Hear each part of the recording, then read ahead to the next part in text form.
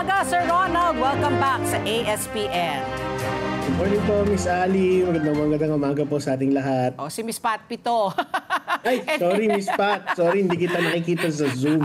It's okay, okay. So, umpisa na natin. Kayo po, magandang balita, no? You were able to take down na yung top 20% po ng mga big time na mga social influencers dito po sa illegal gambling po. How does it work ba? No? Ang mga tao ba naengganyo talaga magsugal dahil may big time na social influencer na nagpo-promote? Ano ang basa mo rito? I-clarify lang po natin, no? Yung ating pong campaign po ngayon ay we focused on the 20 biggest. Influencers, 80% of which, including yung kahit yung mga kasunod po nila ay nag-take down na ng content. So currently we are looking at around I think merong 15 active list active na nasa active list as of now na sinesecure yung kanilang mga content. Ibig sabihin ginagather yung information, yung evidences, and they will be up for endorsement na for taking down para i-take down yung kanilang page and for filing of cases against them, no. So yes, to answer your question po, marami po talagang nahuhumaling sa online gambling ngayon, lalo po dun sa illegal, kasi alam nyo yung illegal na online gambling hindi po siya stricto sa kung sino ang naglalaro sa kanilang platform, kahit ano pong edad niyan, kahit ano pong katayuan sa buhay niyan. Kung yung sanggol ho kayang magsugal, papayagan ho nila yan. Hindi ho katulad sa mga legal na online gambling platform na meron ho silang sinusunod na minimum age requirement.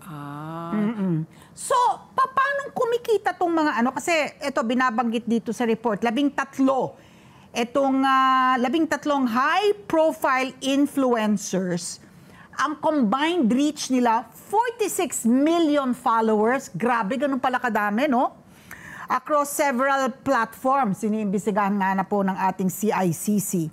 Tapos, they earn between 50 to 60% ng revenues generated by the illegal gambling sites that they promote.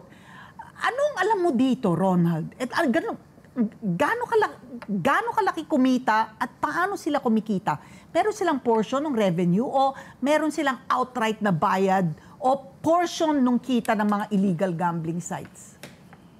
Yung po kasing pamamaraan ng pag-a-advertise nila, ganito po, no?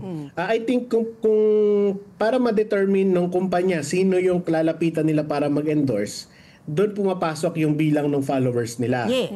So yun yung magde-determine kung kukunin ba sila o hindi. Ngayon kung napa-oo sila, tingin ko meron silang, syempre meron yung talent fee. Tapos ang binabanggit nila sa kanilang mga live, naglaro sila. Sa kanilang mga content, naglaro sila. Ibig sabihin, so kumita rin sila by way of playing the game. At the same time, marami ho sa kanila, I cannot confirm yet kung lahat ba ganito yung style nila, pero marami po ganito ang style. Sa tuwing may magsa-sign up po sa kanila, meron kasi silang mga personalized link na for them. Ibig sabihin parang ito yung sa mga nag-endorso naman ho ng mga produkto ko sa mga online sa mga online shopping platforms, no? Correct. So pagka nag-click ka dun sa link na yon at nag-sign up ka, automatic makikredit yung pagsali ng isang player doon sa endorser na yon. So tingin ko hindi naman ho nila gagawin na kapag na-i-endorse nila yung sarili nilang link at pagka nag-sign up ka, may magpapadalhan ka nila sa e-wallet mo ng pera. Ibig sabihin, meron din hong komisyon sa bawat napapasign up na players ho nung mga yan, no? So, sa ganun ho natin na tinitignan yung kung paano pumapasok yung pera sa kanila. Yun. It's either yung doon sa kanilang kumbaga account may link. So yung illegal gambling site will know na itong tumataya dahil it started playing because of this social media influencer o kaya sabi nga may referral code daw.